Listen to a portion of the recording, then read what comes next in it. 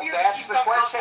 As I pointed out also when I set the discussion, and I use anecdotal examples of people who believe that that's all hyperbole, and people who are seriously concerned that this is the actual intent of this administration. And so, by the way, the question of the day is not, are we in a constitutional crisis?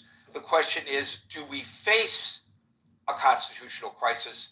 And I know that's maybe a minor difference, very nuanced. No, that's a really big difference. I agree with you. You're right. If we behave like we're behaving now, we can certainly wind ourselves up there. I wholly agree with that. I don't think we're there, but I think if we're not careful on both sides of the aisle, we can wind ourselves up there in a heartbeat. I just want to make a quick observation. It looks like Merrill and Marshall, even though they appear to be arguing, are in agreement on that point.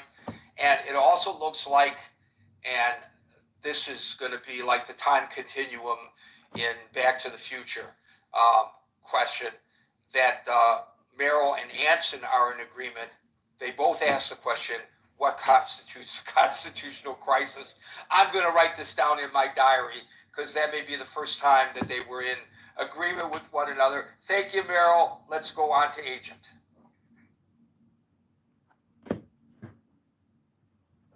Agent.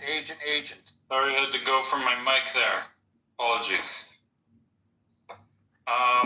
Look, I just want to say I think that the branches of government are intact. We have an elected Congress. We have a Senate. We haven't done anything crazy shenanigans except the normal, lobbying and all the things that are legal out in the open, Citizens United, all these things, lobbyists and super PACs and all that to get, almost by definition, corrupt people elected. So that maybe that's the real crisis if we really take a step back. But otherwise, according to the letter of the law, I think we're reasonably intact. If something happened with the flight or whatever, like the flight was already in the air after the judge's order, these are all just legal, minutia that can be sorted out easily in the courts. Those judges are still there. No one's assassinated half the judges in the country. No one's holding guns to their heads or threatening their families in a meaningful way to rule a certain way. All three branches of government are functioning as designed. So I don't know why we're even talking about constitutional crisis. I think we need a lot more of a constitutional crisis. Not any of those bad things I mentioned, but we need to.